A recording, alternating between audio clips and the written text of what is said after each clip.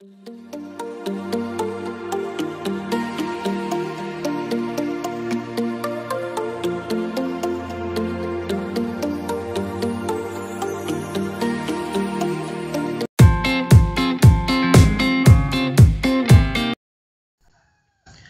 bismillahirrahmanirrahim. Assalamualaikum warahmatullahi wabarakatuh.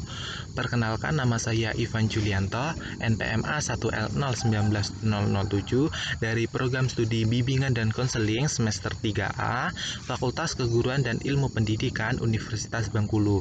Nah, pada kesempatan kali ini di sini saya akan menjelaskan apa sih perbedaan dari bimbingan kelompok topik bebas, bimbingan kelompok topik tugas, serta konseling kelompok. Nah, yang pertama yaitu mengenai tujuan yang dicapai.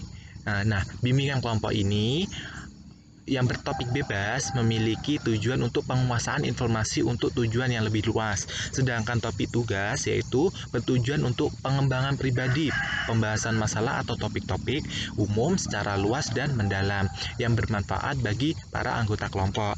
Nah, sedangkan konseling kelompok ini memiliki tujuan untuk pengembangan pribadi, pembahasan dan pemecahan masalah pribadi yang dialami oleh masing-masing anggota kelompok. Nah, perbedaan yang kedua yaitu mengenai jumlah anggota. Jumlah anggota bimbingan kelompok topik bebas yaitu tidak terlalu dibatasi. Dapat sampai 60 sampai 80 orang. Sedangkan topik tugas itu dibatasi 10 sampai 15 orang. Sedangkan konseling kelompok hanya dibatasi sampai sekitar 10 orang. Nah, perbedaan yang ketiga yaitu mengenai kondisi dan karakteristik anggota. Untuk yang bimbingan kelompok topik bebas itu relatif homogen, sedangkan yang bimbingan kelompok topik tugas itu homogen dan konseling kelompok bersifat homogen. Nah, selanjutnya yaitu format kegiatan.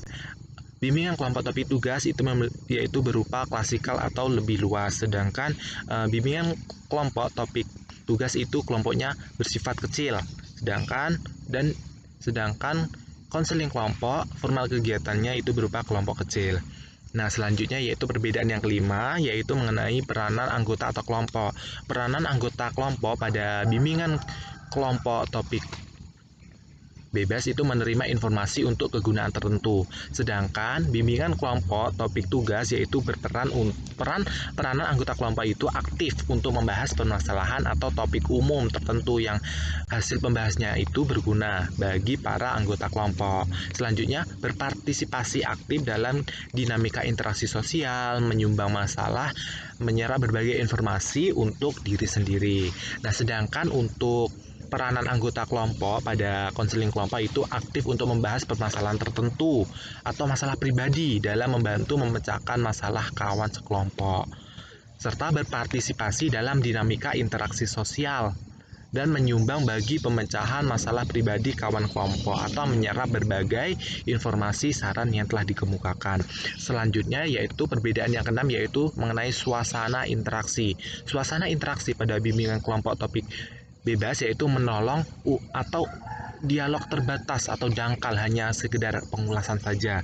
Sedangkan suasana interaksi bimbingan kelompok topik tugas itu interaksinya multi arah, mendalam dengan melibatkan aspek kognitif atau aspek tingkah laku. Sedangkan suasana interaksi pada konseling kelompok itu interaksi yang multi arah, lebih mendalam, tuntas dengan melibatkan aspek kognitif atau perilaku, aspek afektif dan aspek-aspek kepribadian yang lain.